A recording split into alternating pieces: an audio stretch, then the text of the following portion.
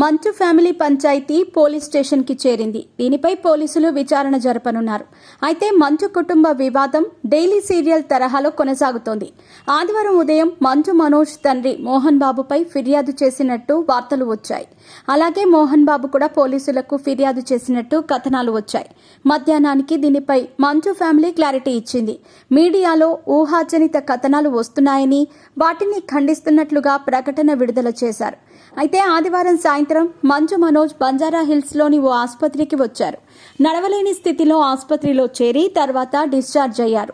సోమవారం కొన్ని నాటకీయ పరిణామాల తర్వాత మనోజ్ పోలీసులకు ఫిర్యాదు చేశారు. తనపై గుర్తు తెలియని వ్యక్తులు దాడి చేశారని పేర్కొన్నారు.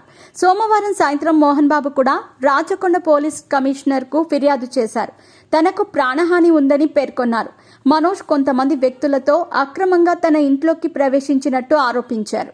ఈ నేపథ్యంలోనే మంచు బిజీగా గడుపుతున్న లైఫ్ లో చిన్న బ్రేక్ తీసుకుని ఎంజాయ్ చేయాలి అనుకుంటున్నారా? అయితే వెంటనే ఆర్వీ వెకేషన్స్ ప్రైవేట్ లిమిటెడ్ ని సంప్రదించండి. మరిన్ని డీటెయిల్స్ కోసం సంప్రదించండి 7997979960. విష్ణు దుబాయ్ నుంచి హైదరాబాద్ చేరుకున్నారు.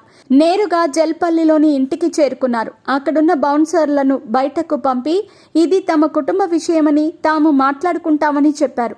అయితే ఇంత జరుగుతున్నా మంచు లక్ష్మి ఏం చేస్తుందని సోషల్ మీడియాలో పలువురు ప్రశ్నిస్తున్నారు. సోమవారం మంచు లక్ష్మి జల్పల్లిలోని మోహన్ బాబు ఇంటికి వెళ్లారు. మంచు మనోజ్ తండ్రితో చర్చలు జరిపారు. అనంతరం అక్కడి నుంచి కారులో వెళ్లిపోయారు.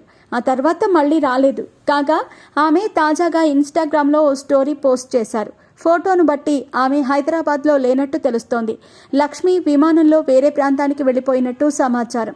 మంచు లక్ష్మి ప్రస్తుతం ముంబైలో ఉన్నట్టు వార్తలు వస్తున్నాయి. కాగా ఆమె తనకు రావాల్సిన ఆస్తిని తీసుకుని ముంబైలో సెటిల్ అయినట్టు సోషల్ మీడియాలో చర్చ కొనసాగుతోంది. మరోపక్క మంచు మనోజ్ రాష్ట్ర డీజీపీని కలిసినట్టు తెలిసింది.